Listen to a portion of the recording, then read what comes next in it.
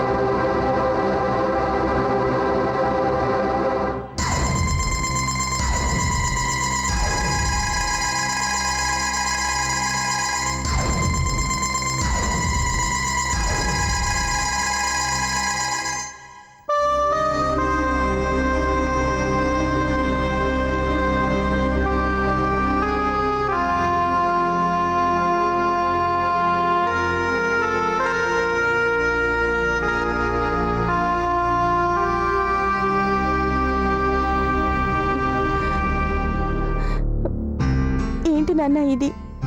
అమ్మేమో అక్కడ, మీరేమో ఇక్కడ. ఇలా బాధపడుతూ కూర్చుంటే ఎలా?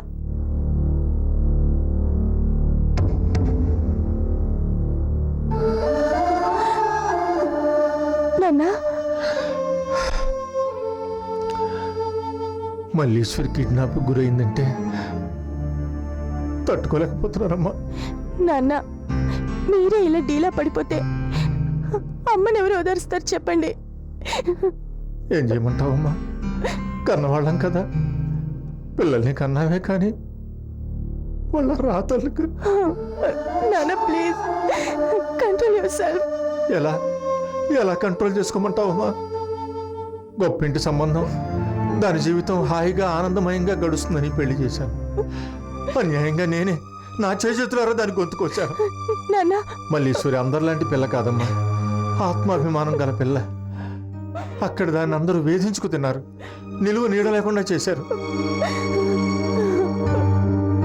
అటు అత్తారింట్లోనూ ఉండక ఇటు పుట్టింట్లోనూ ఉండలేక అది నరకయాతన పడుతుంటే గోరు చుట్టు మీద రోకటి పోట్లాగా ఇలా కిడ్నాప్ గురి కావటం. ఊరుకోండి నాన్న, నన్ను ప్లీజ్ ఊరుకోండి. ఎలా ఊరుకోమంటావమ్మా? అది అసలు ఎవట్టి మనిషి కూడా కాదు. కడుపుతో ఉన్న పిల్ల ఎన్ని కష్టాలు పడుతోందో ఏమిటో. అక్కని కిడ్నాప్ చేయాల్సిన అవసరం ఎవరికుంది నాన్న? అక్క ఎవరికి అపకారం చేసే మనిషి కూడా కాదు. మంచి వాళ్ళకే ఆ భగవంతుడు అన్ని కష్టాలు పెడతాడమ్మా. అదేమిటి అంటే అవి కష్టాలు కాదు, పరీక్షలు అంటారు. అవి పరీక్షలు కాదమ్మా, శిక్షలమ్మా, శిక్షలు. అక్కకేం కాదు, ఎక్కడున్నా అక్క క్షేమంగానే ఉంటుంది. అలా అనుకోవడం తప్ప ఇప్పుడు మనం ఏం చేయలేమమ్మా. అక్కకంటూ శత్రువులు ఎవరూ లేరు. అలాంటిది అక్కని కిడ్నాప్ చేయాల్సిన అవసరం ఎవరికుంటుంది? దాని అత్తింటి వాళ్లే దానికి శత్రువులమ్మా. వాళ్లే మల్లీశ్వరిని కిడ్నాప్ చేస్తుంటారు, ఇందులో అనుమానం లేదు. నాన్న, అవునమ్మా, ఆ మహేంద్ర వాళ్లే ఈ దారుణానికి ఒడిగట్టుకుంటారు. మల్లీశ్వరికి ఏదన్నా హాని తలపెట్టాలని చూశారో వాళ్ళ అంతు చూస్తాను, వాళ్ళ కుటుంబాన్ని సర్వనాశనం చేస్తాను. వాళ్ళని విడిచిపెట్టే ప్రసక్తే లేదు. ఇప్పుడే వాళ్ళ ఇంటికి వెళ్ళి అసలు సంగతి ఏమిటో తేల్చి పారేస్తాను.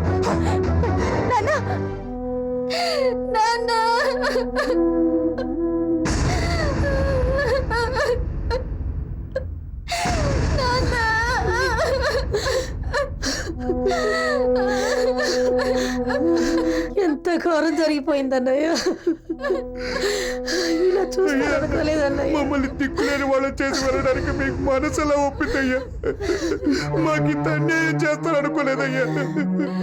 పేరుకు పాలర్నైనా సొంత తమ్ముళ్ళ చూసుకున్నారు. ఇంక నాకు దిక్కెవరయ్యా, దిక్కెవరు? అయ్యా,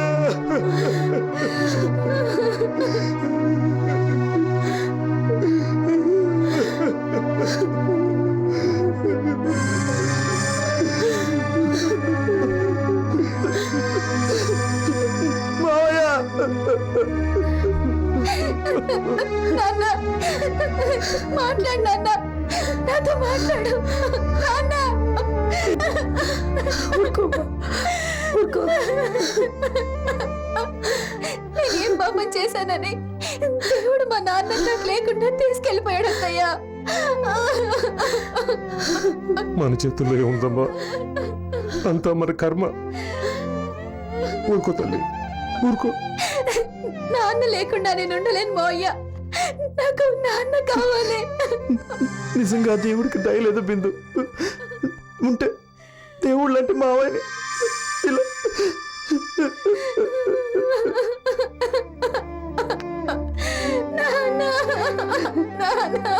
నాకు తెలిసి ఏనాడు అనారోగ్యం ఎరగడం, ఇలాంటి బంగారు లాంటి మనిషికి గుండెపోటు రావడం ఏంటో అంతా మాయగా ఉంది.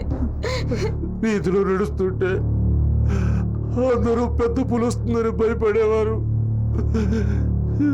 ఈ ఊరు మొత్తానికి ఎవరికే కష్టం వచ్చినా పెద్ద దిక్కుగా నిలబడేవాడు.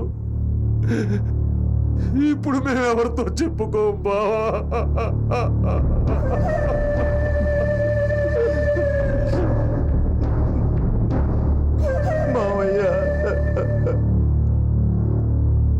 ఇంట్లో నగలు పోయినప్పటి నుంచి మనసులో ఏదో దిగులు పెట్టుకున్నట్టున్నాడు. అవును మరి, బయట వాళ్ళు చేసుంటే ఇంత బాధపడి ఉండేవాళ్ళు కాదు. అయిన వాళ్ళే ఆ పని చేశారని తెలిసి తట్టుకోలేకపోయారు పాపం.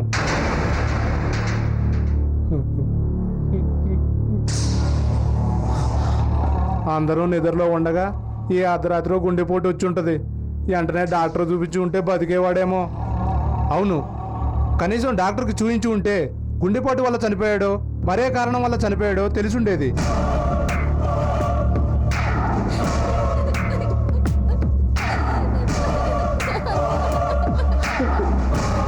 మావయ్య మావయ్య, మమ్మల్ని అనాథలు చేసి వెళ్ళిపోయావా మావయ్య?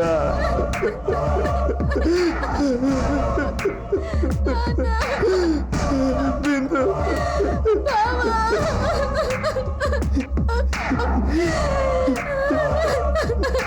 నా గురించి ఎన్ని కలలు కన్నావు మావయ్య? ఇంత చదువు చదువుకున్న నువ్వు ఈ వ్యవసాయం ఏం చేస్తావురా? ఏదైనా బిజినెస్ పెట్టుకో, ఎన్ని లక్షలైనా పెట్టుబడి పెడతాననేవాడండి. ఈ పల్లెటూరులో ఏం చేస్తావు? అమ్మాయిని తీసుకొని సిటీలో కాపురం పెట్టరా అని రోజు నన్ను పోరుతుండేవాడండి. వద్దు మావయ్య, నేనెప్పుడు నీ కళ్ళ ముందే ఉంటానని ఎప్పటికప్పుడు చెప్తుండేవాడిని. ఇప్పుడు శాశ్వతంగానే లేకుండా పోయాడండి. దేవుళ్ళ లాంటి మామయ్య లేకుండా పోయిన తర్వాత ఇంకా నాకు దిక్కెవరండి?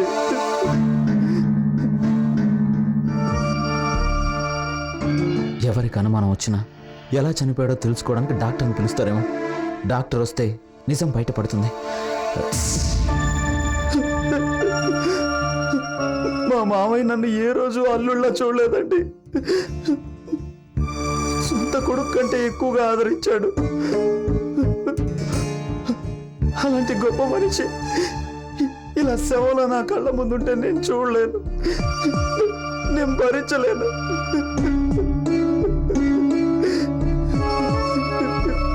దయచేసి జరగవలసిన కార్యక్రమాలు త్వరగా కానిచ్చేయండి ప్లీజ్. పాపం అల్లుడు చాలా బాధపడుతున్నాడు. ఆయన కోరిక ప్రకారం త్వరగా శ్మశానానికి తీసుకెళ్ళటం మంచిది. మావయ్య,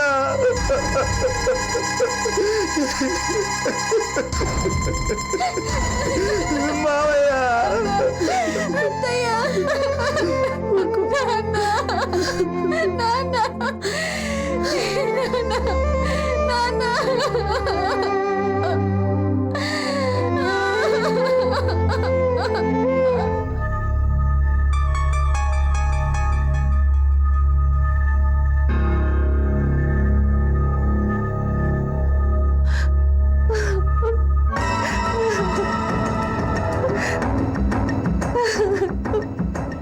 ఏమైంది? ఇప్పటి వరకు బాగానే ఉన్నావు కదా?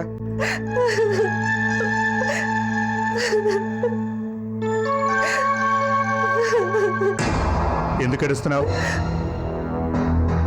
మా అమ్మ నాన్న చెల్లై గుర్తుకొచ్చారు. వాళ్ళు ఎక్కడున్నారు? తిరుపతిలో. రేపు నేను తిరుపతికి షిఫ్ట్ చేయబోతున్నాం. ఎందుకు? తెలీదు. ఇప్పుడు నేనున్నది ఎక్కడా?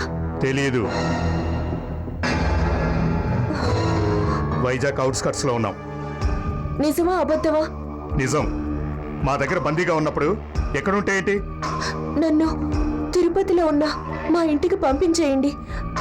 చరణ్కి అప్పగించొద్దు. అంతా మా బాస్ ఇష్టం. మూమెంట్స్, డెసిషన్స్ అన్నీ మా బాస్వే. మాకేం సంబంధం లేదు.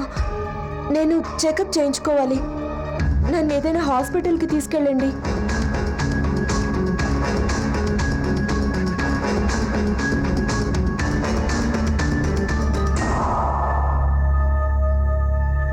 చరణ్ మీకు ₹1,00,00,000 ఇవ్వడానికి ఒప్పుకున్నది నా కడుపులో ఉన్న బిడ్డ కోసం. నాకు గాని నా కడుపులో బిడ్డకు గాని ఏదైనా జరిగితే చరణ్ మీకు రూపాయి కూడా ఇవ్వడు. వెళ్ళి లేడీ డాక్టర్ని తీసుకురాపో.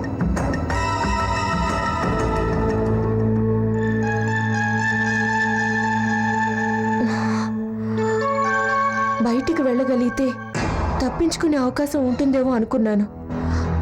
అది లేదు ఇప్పుడు. ఛ!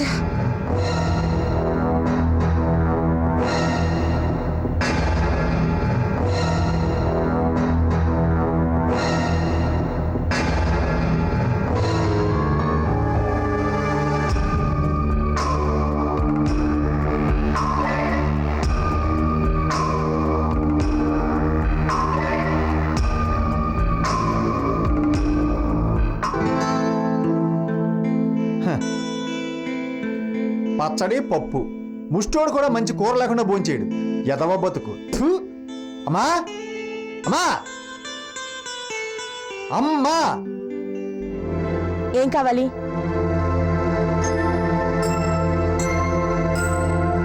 నువ్వు మాధురి ఫ్రెండ్ కదా? ఎప్పుడో 2 సంవత్సరాల క్రితం చూశాను నిన్ను. తిరుపతి నుంచి ఎప్పుడు వచ్చానండి తమరు? ఏం కావాలి? నేను పిలిచింది మా మదర్ ఇండియా అని, నిన్ను కాదు. దేనికి? దేనికా? పప్పు పచ్చడితో ముద్దలా దిగుతుంది నాకు. మటన్ కర్రీ, చికెన్ ఫ్రై, చేపల పులుసు, కనీసం ఆమ్లెట్ అనే లేకుండా ఈ వేస్ట్ ఫుడ్ ఎలా తింటా అనుకుంటారు? ఆ విషయం అడుగుతానే మా అమ్మని పిలుస్తున్నా. ఆఫీసర్ ఉద్యోగాలు చేసేవాళ్లే పెట్టింది తింటున్నారు. ఆవరాగా తిరిగే నీలాంటి వాళ్ళకి ఇది కూడా ఎక్కువేరా. ఈయనొకడు కరెక్ట్గా తినే టైంకి వస్తాడు. ఎలా తెలుస్తుందో ఏంటో. ఈయనకి నన్ను తిట్టం తప్ప వేరే పనే తెలియదు. మీ అమ్మ మాలతి ఇంట్లో లేరు, హాస్పిటల్కి వెళ్ళారు. హాస్పిటల్గా? దేనికి? మాధురి కిడ్నాప్ అయిన దగ్గర నుంచి మీ అమ్మ చెల్లెలు బెంగతో తినటం మానేశారు. మాలతికి నీరసం వచ్చి స్పృహ తప్పి పడిపోతే హాస్పిటల్కి తీసుకెళ్లారు. నీరసం నాకేం వస్తుంది? తిండి తింటాం మానేస్తే కనిపించకుండా పోయిన వాళ్ళు తిరిగి వస్తారా? మాలతలాగా నీరసం రాకూడదని తింటున్నాను కానీ మాధురి గురించి నా మనసులో బాధలేక కాదు.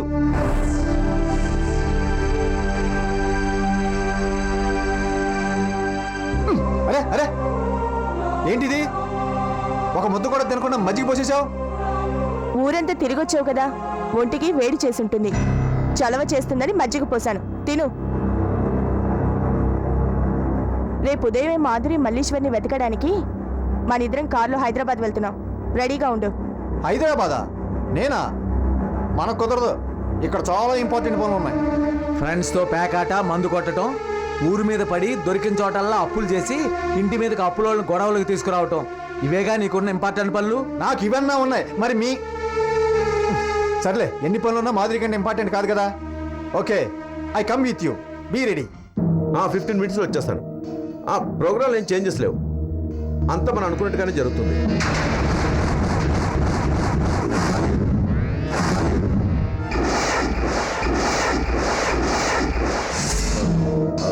నేను మళ్ళీ వెంటనే ఫోన్ చేస్తాను.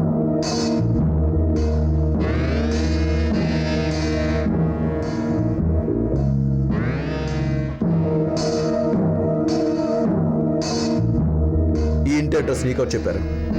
అడ్రస్ మారినంత ఈజీగా క్యారెక్టర్స్ మారవుగా. దేనికోసం వచ్చావు?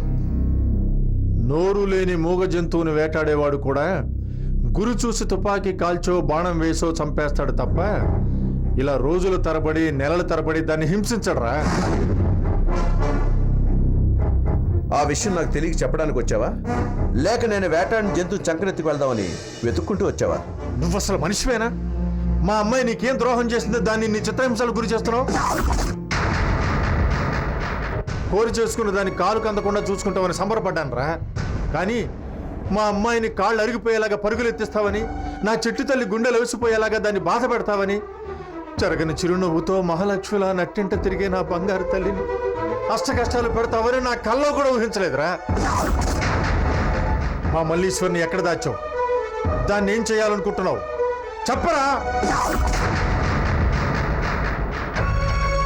చెర్రీ, అతిగతి లేని వాళ్ళు, పనికిరాని వాళ్ళందరూ డైరెక్ట్ గా ఇంట్లోకి వచ్చేస్తున్నారు. గేట్ దగ్గర గురకాలేడా? మీ పని వాళ్ళు మీ పెంపుడు కుక్కలే కాదు, మీరు కూడా నన్నేం చేయలేరు, నన్ను ఆపలేరు. ఏయ్! ఏంటి గొంతు పెంచుతున్నావు? మా అబ్బాయి మీ అమ్మాయిని చేసుకోకపోయి ఉంటే నీకు మా గేటు ముందు నిలబడే అర్హత కూడా ఉండుండేది కాదు. మా ముందు గొంతు చించుకున్న వాళ్ళు గతి లేకుండా పోయారు, ఆవేశపడిన వాళ్ళు అడ్రస్ లేకుండా పోయారు, ఛాలెంజ్లు విసిరిన వాళ్ళు శవాలైపోయారు. 1వ తారీఖున జీతం రాకపోతే 10వ తారీఖు వరకు పస్తులుండే బోడి నువ్వెంత?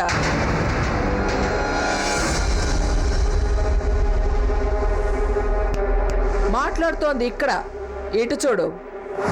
మీ అమ్మాయిని మేమేం పొమ్మనలేదు, మెడబెట్టి గంటైనూ లేదు, అలాగని ఇక్కడే ఉండిపోమని బతిమలాడనూ లేదు.